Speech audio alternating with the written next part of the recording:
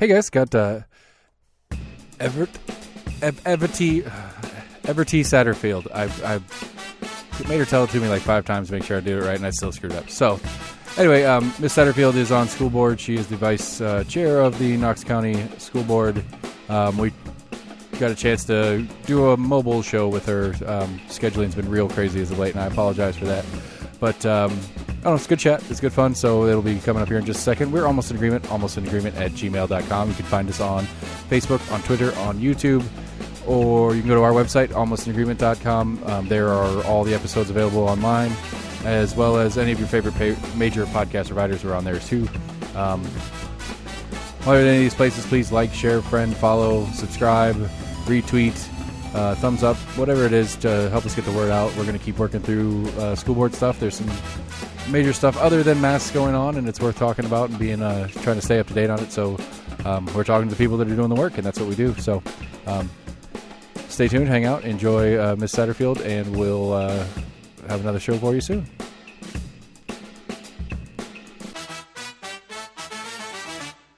Hey everybody, we keep going with school board because school board's hot right now.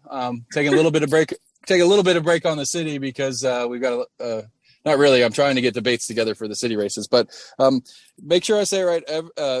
Evetty Satterfield. No, there's no L. Evetty. What am I? Evetty. You were there. You were so close. Keep going. What did you say? Evetty Satterfield. Evetty Satterfield. Yes. I did it. Yeah, go me. So, all right. So you're a school board member. What district are you? I'm District 1. District 1. So that's downtown East Knoxville. Downtown East Knoxville. We go from Lonsdale. Okay. All the way down to like over by the Shahawi, the mall, like over in that east part. Okay. Because I started to do city districts, and then I was remembering that it's county districts. No, county. Yeah, we're in the county.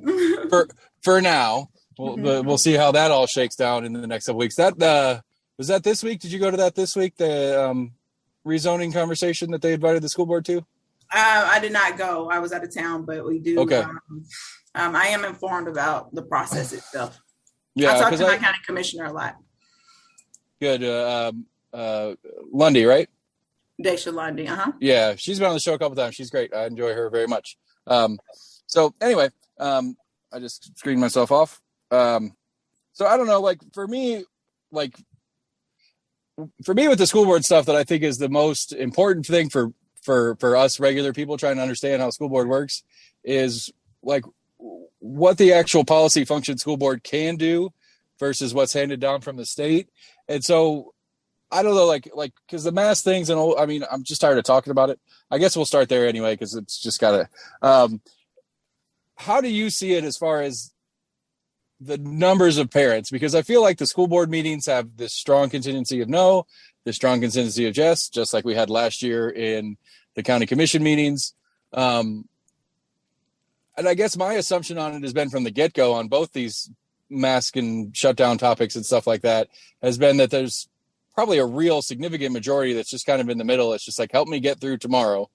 Mm-hmm. And mask or no mask or closing down or not closing down is I'm indifferent to. Just tell me what I need to do so that we can keep moving forward. Mm-hmm. Is there any data or any, what is your feel on that topic, I suppose? Yeah, I think that it has been a very polarizing conversation, probably pretty much like black and white when it comes to stuff. But I think about,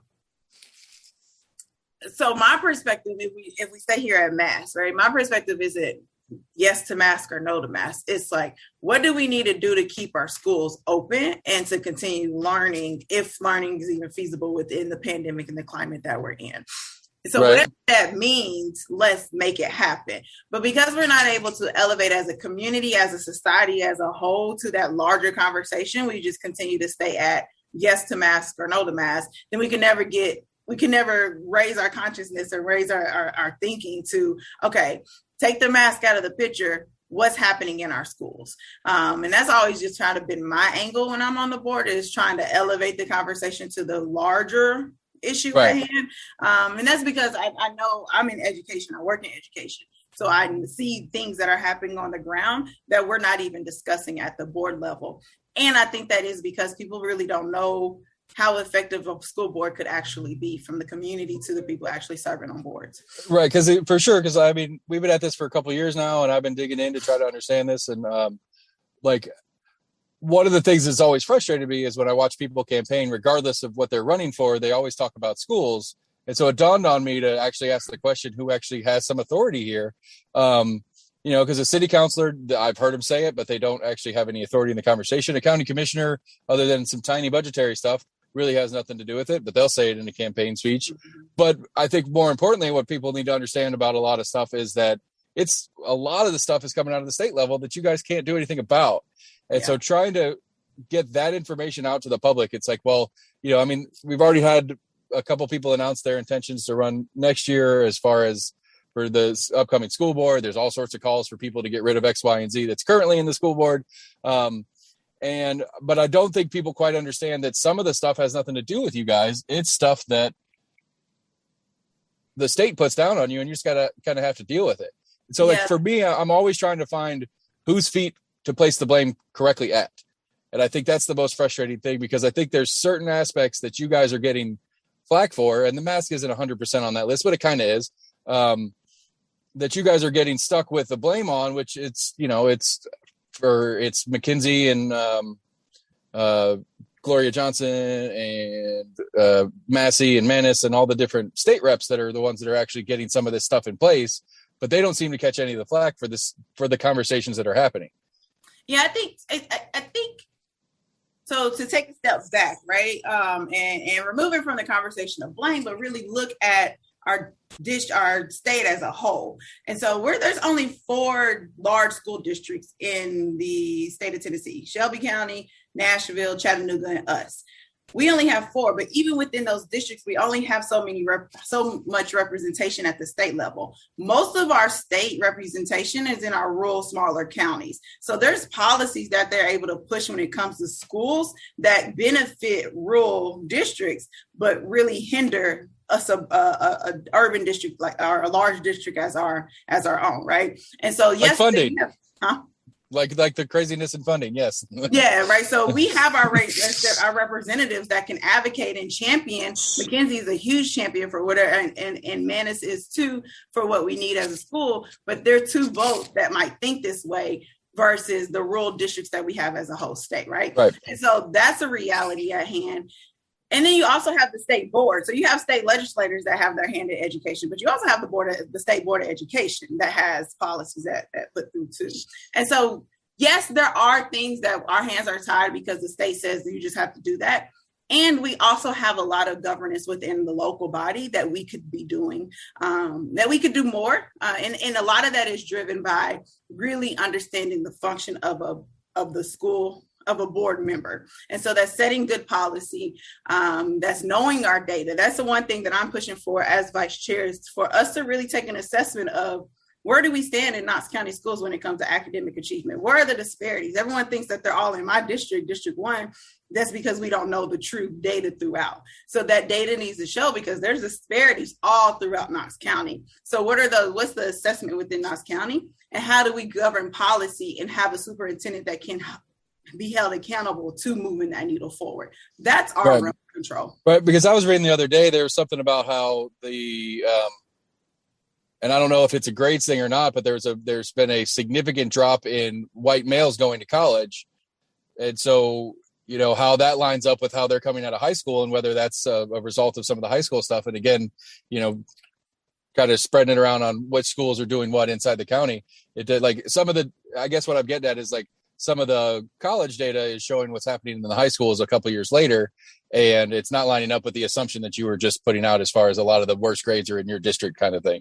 Mm-hmm. And so I've seen that in other places, I suppose, is what I'm kind of getting at with that. But okay, so let's talk about, just for a quick one, I don't want to go too deep into this because we got plenty of time on it. What's the process for getting us replacement for Bob Thomas, since he has announced his resignation?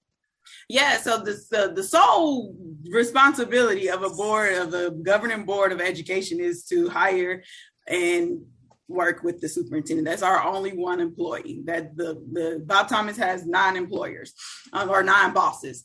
And so We will Well, no. have. Well, I was talking to Jennifer Owen about that, and she was very careful to be very clear about she has one boss that takes 9 people because there's very specific rules about how you can't tell Bob to do something. It has to be a board vote. No, it has to be the whole board. Yeah. Right. I just wanted to back that up a little bit because there was a big, Jennifer, big spat on that. Yes, I can't tell Bob. I can't fire Bob by myself. Yes, right. So the Bob has 9 people that govern in his directive, right? For sure. Absolutely. And so hopefully the conversation at our board retreat, I'm not sure the agenda hasn't been set yet or published yet, but I expect us to have a robust conversation on how we as a board will move forward with replacing or finding a new superintendent. And so I'm grateful that Bob's given us this much time so we can kind of get our ducks in a row. But again, my focus this semester, as we're doing this search, is also providing an assessment of who we are as Knox County Schools, because ideally that person that wants to come be the superintendent will be watching our board meetings. We'll have an understanding of where we are at academically and the challenges that we have so that they can come in and be prepared versus be blindsided. I get you. I'll put in just a funny for funnies, if nothing else. Let's look for a lawyer so we can just start suing the state for more of our money that we spend on schools that we don't get to use. Because again, I guess as I'm getting to understanding it, and I think your explanation was the best I've had so far, as far as just the count of state legislators that we have versus the neighboring rural counties and stuff like that, and how it shakes down. I mean, that's one of the most frustrating things as I talk to other school board members and parents and stuff like that about. It's always more money, and I get that as an argument. I don't like that as a base argument, but trying to figure out how much money we need to do what we need to do for our kids to get the success that we want, which is a whole nother conversation about what success means to us as a community. But trying to figure out the money part of it, as far as how much we need to do that, and then how much we spend, and versus how much the state gives us, and then how much we kick back in locally. The budget thing, I've had 2 shows with Ron McPherson, and I still can't figure it out. So it could be unpopular opinion, but I don't think it's always the money. We do need money for our public education, but it's also best practices that are out there. There's also innovative ideas. It's also just trying things. Oh no, he left me. Oh, there you go. My battery's getting low, so if I die on you, and it's a shorter interview than I meant to, but it's okay. But I think, yes, there needs to be a evaluation on are we being funded correctly? But okay, say we get this magical number. Do we know what to do with this magical number? I'm not saying that we do. Yeah, because that's always been my pushback on that argument. It's like, okay, well, what is the number? Mm-hmm. And what are we going to do with that number? Because we're at $10,000 a kid-ish. Yeah. Right now. If the money could go straight to students and teacher increase of salaries, I'm all for it. But if it doesn't go straight to if the conversation is, okay, the state needs to raise the minimum teacher salary to $50,000, absolutely. But if it's this conversation is, okay, each district now gets this magical $300 million, I'd rather have a teacher threshold line, because that's where we're seeing that's where we're going to see the biggest downside is that people going into the profession of education. We already have a shortage. And so what are we going to do? So if there was money increase, let's put it towards building the pipeline for education. I follow that for sure. I had something else in there and I lost it. This is my style. If you haven't heard the show yet, I don't know what I'm doing. And that's the point. Because again, I've talked to Virginia and I've talked to Jennifer, and I think I had one other board member. I'm blanking out on it right now, but one of the things that I always ask is, who is setting the goal? What is because I know some of it comes out of the state board as far as, the general requirements to graduate, or the general, kind of the TCAPS, benchmarking system. And I guess do we feel like our goals are accurate? Because I know there's a number of people locally that really hate the TCAPS. And I'm not a big fan of it personally, but I do agree that we need to have some quantifiable measure to base data on to move forward to. And so I guess that's a 2-parter is, do you think there's even a possibility of a different way of quantifying how we're doing? And what, if any, is there real conversation about how we locally feel about the goals set forth by the state, and whether we feel like those are accurate, good goals for us to be on board with?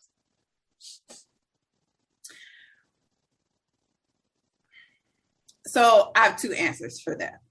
Okay. So you have your state standards XYZ because they're applying to they're matching up to whatever standards nationally wise, right? And so they have those metrics. So yes, we need to do that. But within our wheelhouse of the Knox County Schools Board of Education, we have a strategic plan that we ought to be following and working towards those goals. One of those goals is eliminating disparities within Knox County schools as a whole, and it's written out how we're going to do that. Now, that's not measurable. That the measurements haven't been injected into that, but that is something we as a board need to develop. But are we eliminating disparities in Knox County schools? This strategic plan has been it goes to 2024. If you look at the data now, we've declined.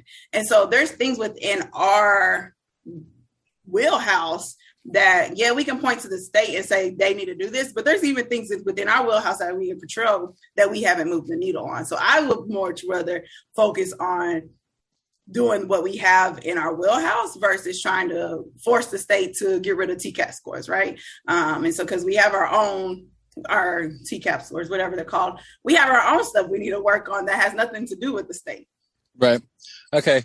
Because again, like one of the things that I always kind of at least philosophically push back on is the idea that it's important that a kid that graduates from Knox County High School with a 3.5 is functionally the same as a kid that graduates from Davidson or Roane County or whatever. Just like the idea that we need to have some uniform standard for all of our kids across the state being a value add. That's what I like. That to me, it just doesn't, because if I don't know, I'm just trying to think of like random Anderson way out, like one of the more rural counties where the job prospects are a totally different animal than they are here. What I want to do with my life as a Knox County kid is going to be different because of what I'm exposed to than a more rural county kid. So the idea that we need to have them the same always kind of bothers me, where I don't know, I lean more libertarian than anything. I want more local. If I'm going to have control, I want it to be local control because I think we can adjust to what we want and need quicker and more efficiently than the state can, obviously. And so for that measure, right, what you're hearing, which I agree with you on that, is that does every student that graduates from Knox County schools have an after secondary school, like after graduation plan? Like, do you have a concrete plan and does everything in motion for when you leave Knox County schools, you are successful and whatever that may be? I think that's what we have to shift our notion to and our mindsets to. But you're going against the established system in play. And so if you take away GPA, take away ACT, how are we going to know that this kid is able to go to college, right? And so it's a system of public education. It's a system that feeds into a larger systemic issue that, yes, we can take away GPAs and ACT scores or test scores in itself, but how can I ensure that this child goes to the university that they want? If that's part of their plan, they need those scores because of that university. Now, if they're not going to those plans, that's fine too. But I think us as a district, we could have the foresight and the vision of every person that graduates Knox County schools has a concrete plan and they're plugged into that next level of society. Now that's that's not in the preview of academics and public education as we know it, but I think that's what we have to start shifting to as a national conversation. I agree. See, I agree with that a lot because I think there's a lot of room for being more specific with the people that are capable of being more specific with the students, which would be the local side of it, because it just makes more sense to me that we could, because I hate the idea of because the trying to keep things level goes both ways. The kids that are naturally excel at X, Y, or Z end up getting kind of slowed down because they're trying to stay with the you're in 7th grade. This is what you need to know right now. It's like, well, I knew that 2 years ago. So what am I doing? Those kids get kind of stuck on the other side too. And those guys, again, like I said, those. Well, Seth, now I think you like, I'm also a little, I can be a little provocative with my statements though, but then you're going against what the establishment of public education was actually created for. There's a reason why you have public education, and there's also a reason why you got schools where you pay $20,000 to go to.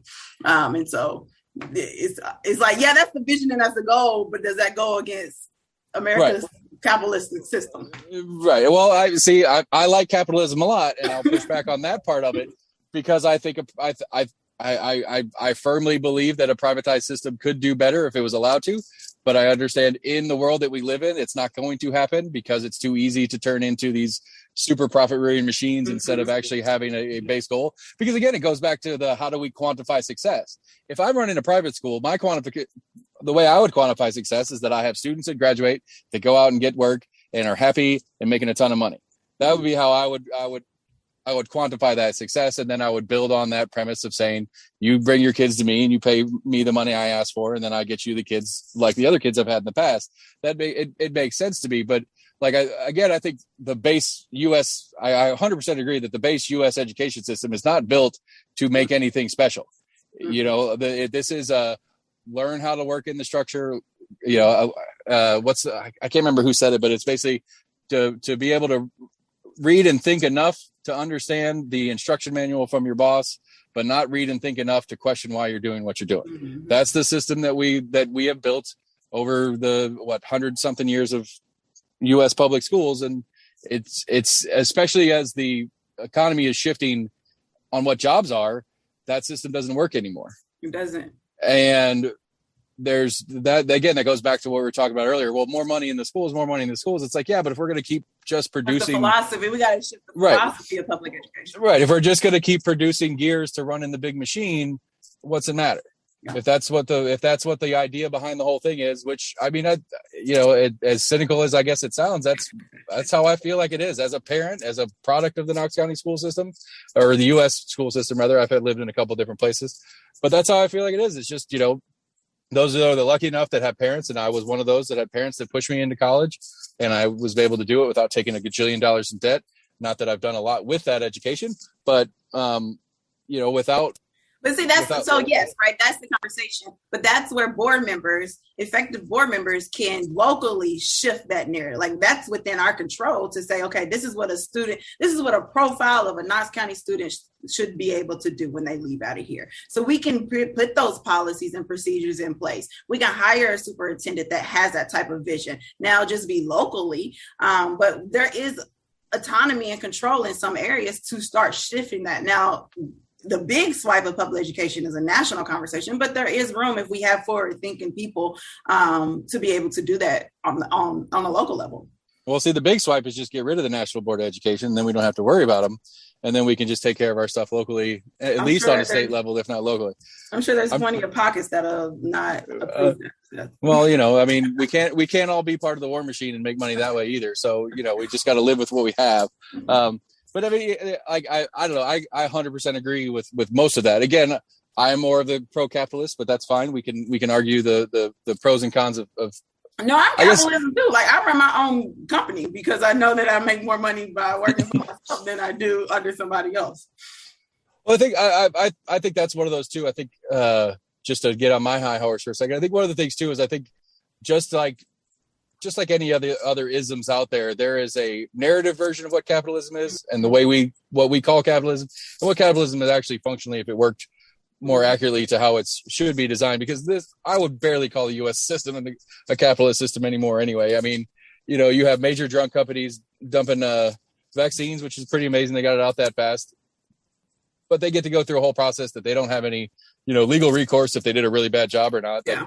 I don't get that as a business owner. You don't get that as a business owner. I don't have the strength and power to push even Knox County around to help me with the thing that I want to get done as a business owner. Not that I have anything on that list, but you know, just the idea that a company like Amazon and a company like mine are remotely the same in the eyes of the government, and my ability to do things in theirs, as far as getting the government to allow them to do things that they won't allow me to do, that's not capitalism either, I guess, is my rant on that portion of it. Okay. So where are you in your election cycle? Were you a 20 or are you a 20? Are you coming up in 22 again? Yeah, I'm one of the 5 that are coming up in 2022. Okay, because it's funny to me, is first time I talked to Virginia Babb, she's like, I don't know if I want to do this anymore. And then the last time I talked to her a couple of weeks ago, she was like, I'm coming back. I want more of this, which is, you know, which is crazy to me, since it's probably been one of the harder years you guys have ever had as a body.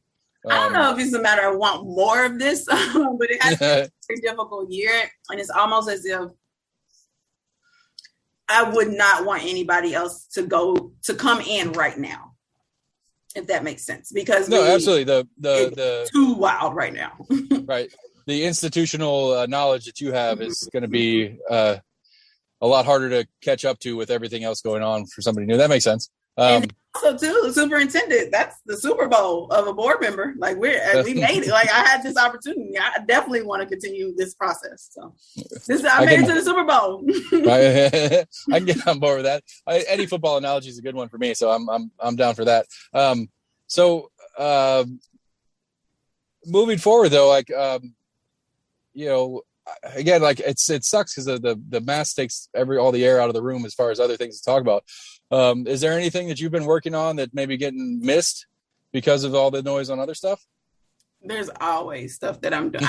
I work behind the scenes, and my thing is like, people really don't know the work or the connections that I've been able to do to make happen that is directly benefiting Knox County schools. But I'm excited to share that information when it comes to re-election so that people could know exactly what all has been done. I'll share this one thing. So even when I first campaigned, the biggest thing that I campaigned on was that we need more teachers of color within Knox County schools, specifically Black teachers. And we need to retain the ones that we have. And so my formative years are the first years that I had. I have a relationship with Tennessee Educators of Colors Alliance in Nashville, just some professional relationship. And they do amazing work throughout the state of Tennessee to promote the need for educators of color, specifically Black teachers, to stay in Tennessee and stay in our classroom. And so with that, and they're in Shelby County, Nashville, and also Chattanooga. And I'm thinking, well, you can't just be in those three areas and not come to Knoxville. And so we were able to build partnership, and they actually have this year is their first year of having a cohort of teachers of color, which is an opportunity. It's like a fellowship for them to build. The teachers that are in Knox County that are teachers of color, they're able to build relationship, get the resources, get the professional development that they need to continue to stay in our county. And so that is a direct connection that I made to the right people to make sure it gets funded and make sure that it happens here in Knox County. That's directly tied to my work. And so that's something I ran on, and that's something we completed. So that's just an example of how I've been an effective board member outside of the realm of being like a policy and budget and superintendent search. Okay, because again, like for me, one of the things I'm always asking questions on is because I'm trying to figure out, like I've always run the analogy of like I am the employer, and when you're campaigning, you're asking me for a job, and I would without much hesitation say that, I don't know, 60, 80, 90% of voting Knoxvillians don't know what the job is that they're hiring people for. Mm-hmm. And I think that's one of the more frustrating things that I see. Again, going back to the, county commissioners like to run on schools topics that they have nothing to do with. And I've now that I understand that, I enjoy calling them out on it because I'm just a dork like that. But, so again, like, like if you were to write your own job description as a school board member, what are some of the top points I think that you would put on there? You would, first and foremost, work closely with have a strong relationship with your superintendent. If it comes for research, you'll be searching that for as well. You write and or present effective policy to move your district forward. Not backwards, but forward. And then also you approve the budget. Now, I would say that there is deeper conversation and deeper layers of what that means to approve the budget. And so as a board member, you work with your superintendent to say that these are the priorities from the board when it comes to the strategic plan. So if these are our priorities as a board, how are you funding these priorities? So making sure that funding matches the priorities that the board has set as from the strategic plan. That's it. Now, if you do more, it's because you're just like a super board member, right? Okay. But that is the overview of a board member. Okay, so because to me, again, like one of the things that I would think to apply, which I may be wrong on, is the dealing with the state and trying to get the state to do their part of things better as well. I understand. I know there's a coalition of some sort between the local elected body as far as the state level reps and stuff like that they do have I guess do we have a lobbyist as a school board that goes to them, or do we go to them directly? So we have a class, which is our lobbying organization, and they represent the 4 major districts. But we also have committees within school board. And one of the committees is the representative for class and state legislation priorities. And that's Jennifer as our board right now. Jennifer's on that committee. Okay, because again, this, not even going into committee parts of things and things getting more complicated over there. Because that to me, especially as I've talked to Ron and trying to really understand not how we're spending the money, but where the money comes from, it's so complicated that just the idea of trying to have any sort of audit as a community on how this works is near impossible. One of the craziest things that I've ever seen in my life is that a federal grant for a program goes into the budget like that's part of the total budget. It's like, well, but it only does one thing. Go in 2 years, 2-3 years, yeah. Right. So I think that the conversation for the community as large, as we wrap this up, is to get away from the more money conversation and get more to what's the philosophy of public education within Knox County. Like, what do we want a Knox County graduate to look like, present, represent? Like, that is and that's more abstract than concrete, because it's easy to just say more money, more money. It's more difficult to really look at how do we want our kids to enjoy their public education experience. That's harder work.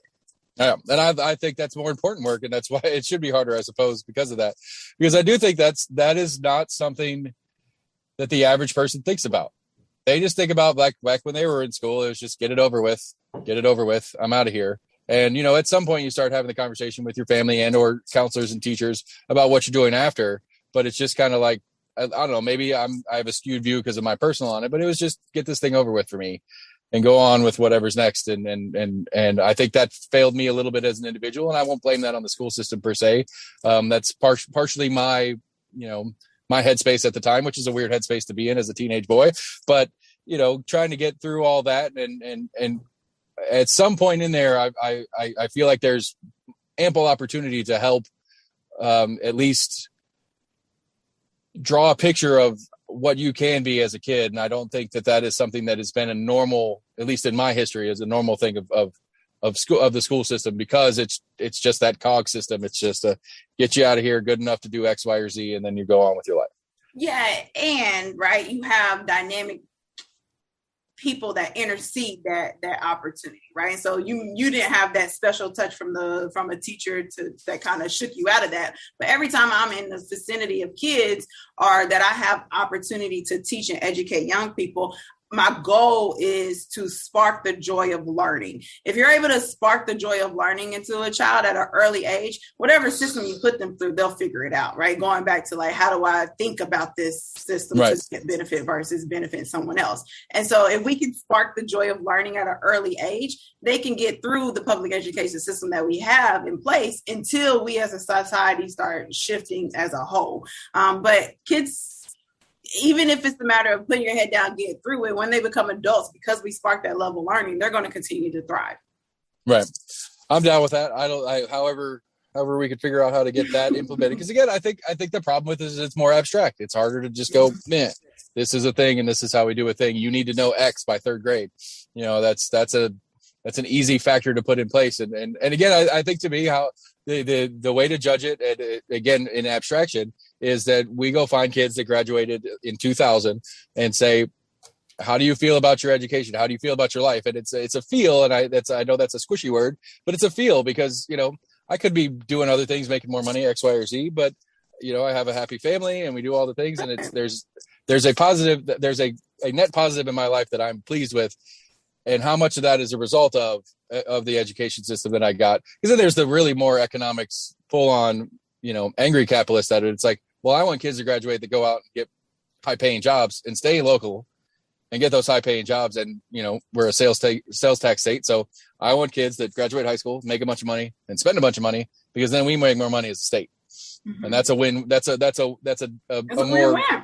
It's a grosser way to look at it, but that's a good, that is at least a functional factor of, you could say, well, we're producing kids that are going to college and being lawyers and doctors and whatever, and coming out the other side making 6+ figures, and you're making that kind of money, you're buying bigger houses that have more property value, and then we're making more taxes. Well, it's a gross way to look at it if your job isn't solely to make the city better and economically stronger. Like if that's your job, then that's what you want to happen. And so from a mayor, governor, and a perspective, my goal is to the economics of the state. And however we get there, we get there. Right. And I think I think that's something that is generally, again, not looked at. We don't look back as well as we could on certain things and where to fix some things. And I think that's one of them. And again, I think there's a need for a happiness factor in there, which is a much harder thing to quantify, because I don't want, sure, your kid gets out and he goes and he's a lawyer and he hates it. And it's like, well, you're making a bunch of money, but you hate it. That doesn't necessarily count as a win either. And so it's complicated, I suppose, but everything is, and that's why we talk about it. All right. So I don't want to go into campaign mode, but because I'm still too distracted by city stuff on it. And my phone's telling me we're running out of time. So I don't know what's the next couple months before you get into full campaign cycle look like for you, as far as different projects you're currently working on.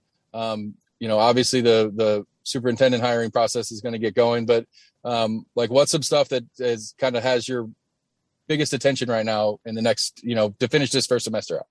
So I do want to lift this up because you do have listeners. Knox County, what I've noticed in my time is serving on school board, Knox County has made elected officials into full-time positions. And I think that has a lot to do with who gets elected and who we've been elected historically. But school board is not a full-time position. I have a full-time job and I have a lot of other responsibilities. And full school board takes up a lot of our time. We're meeting probably at least once a week on something, be it a committee, be it a board meeting, be it whatever it may be. And so I am actually putting a lot of focus on the things that pay my bills and get me to the position that I want to get to when I'm done serving time in the school board. But in my school board realm, I will say that the biggest role, being that I'm vice chair, is to really push us to look at a true assessment of who we are as Knox County Schools. So that's going to be my focus for the rest of this semester, is update on where are we at, because we're getting a new superintendent and they need to know who we are, our identity as a district. And so that's my focus outside of the personal stuff I got going on. Right. So how's that work? Is that one of these things where we find a third party to come in to do an assessment, or is this something that we have data? No, it's the matter of a superintendent and assistant superintendents providing data to the Board of Education. Okay. I mean, I always find when I'm watching meetings of anybody locally, it's always what third party are we hiring to come in and do this research for us? No, we have the data, and outside entities do have the data as well. It's just it hasn't been structurally or formally presented as a whole. Okay. So that's something. All right. When I get a chance to talk to Ron, I'll see what he thinks, where he's at on that too. Because again, I think that's important. I think that's it's at minimum, it's nice to hear. Hopefully we can get it put together and get it, because I would be curious to run through some of that stuff with you when it comes into fruition. So I don't know. Last call. What else you got? Anything else you want to get out before we call it a day?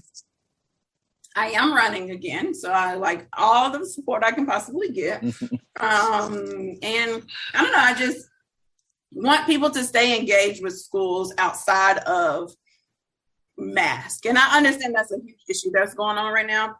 And prior to COVID, we had serious issues as well. And so It's just kind of doubled. So school board is a hot topic right now, but when we're no longer a hot topic, still stay engaged. Even if you don't have kids, it's important because it's your community. I agree. I think when I was talking to Chris at the election commission, it's one of the least voted upon bodies that we have. And, everybody likes to talk about schools, but nobody likes to put forth the effort to even vote on the people that get to do the most impact to it. So again, I want to go back. School boards have the lowest ranking on your ballot, has the most effect to your day-to-day life. If Knox County Schools decides to close, your kids are going to be at home with you, and you got to figure everything else out. Yeah, I agree. That's it's a weirdism. This next ballot's going to be crazy too. And the 22 is, I think Chris told me it's going to be 60 plus items on this coming up ballot for 22. Oh, really? Oh, gosh. Yeah, we got a bunch of, because again, one that people don't pay much attention to. We got a handful of judges and clerks and stuff like that coming up on this ballot. And so it's going to be a busy year for me, I hope. But I want to touch back on something because I think I want to see if I'm crazy or not, I guess is what I would do. So on the mask topic, just, I don't care which side of it you're on. I'm not talking about that part of it, but I feel like it is, like I was saying, like the majority of us just don't care. Just tell us what we need to do so we can go on with our day. Do you have any feeling or data to back up my assumption? Or do you feel like it's really, we've got, of the however many thousand parents that we have here, that it's, the majority have a side that they're on, or the majority are like me and just don't care? I think majority are like you and just don't care. We have a lot that are on different sides for sure, but I think we are kidding ourselves if people don't listen to mandates and follow mandates. Example, I don't like wearing a mask. I'm vaccinated and I don't like wearing a mask. I feel like they told me to get vaccinated, so I don't have to wear a mask. So that's what I did. And I know that when I get on the plane, because it's a federal mandate, I have to wear a mask. And so as much as I don't like it, if I want to get to my destination, I better put this mask on. As much as we don't like it, if it's the matter of masks, if that is what's keeping our kids out of school and our teachers out of school, then that's what needs to happen. And so just like I want to get to the different state by the plane, I put on this mask. If we want to keep our teachers in the school system, we need to figure out what they need to make sure that they're there. And it could be masks, it could not be. We don't know. We need to do that assessment. What do you need as a teacher to make sure you stay put in prison? So I don't even think it's a matter of, and I don't know, it's probably going to be the worst comment that I'll make this whole thing. I don't think it's a matter of like parents having a say in this, because at the end of the day, we can't have a public education system if you don't have no teachers, and we are in a teacher shortage. So. Right. I get it. It's more of an OSHA conversation than it is a, it's because again, like I think one of the things that people struggle with in general is like, again, the capitalist in me is like, if we think about this as a business, the students are the product. Mm-hmm. They're not the employees. Mm-hmm. The teachers and the administrators, those are the employees. And so if we're putting the OSHA hat on for it, as OSHA for the school system, it's how do I keep my employees, teachers and administrators, cafeteria workers, bus drivers, how do I keep them in place to produce my product? And the product is your and my kids. And I think it's a good way to look at it, because that's what it's built as. But we can't get there because we can't elevate the conversation past mask or no mask. I need to put that word in my vocabulary. Elevate. It's. We gotta rise our consciousness. We gotta rise up as people. I think so, and I think we need it. Yeah, I just need to get better at using the word functionally. It's not in my normal vocabulary, and I think it's an accurate word for a number of the topics that we've talked about. Okay, well, if you want to do any plugs for yourself or your contacts, if any of the other parents that listen want to get a hold of you, I mean, it's obviously on the school board's website, which I'll put a link to anyway, but is there anything that you want to specifically plug? Just vote for Evetty Satterfield come May 2020. No, I told you we're not campaigning yet. We're not campaigning. Okay, there's no other things I want to plug. Just a last question is how many emails a day are you getting right now? It's died down a little bit, but when it was heavy, we were getting at least like 60 emails a day, if not more. Yeah, because I got in a fight with somebody on Facebook that was yelling at Virginia about her response to an email, and it's like, how many do you want her to write a paragraph or two to every email she gets? She's getting hundreds right now. And these emails are toxic, Seth. As a millennial, I'm very mindful of my mental health, and if you're reading this stuff that's very ugly and nasty, negative, these are words that you're taking on into your own spirit and your own body, that sometimes you just gotta say, read the headline and say thank you for your email, because that is for my spirituality and my sake to keep fighting and keep going and keep showing up.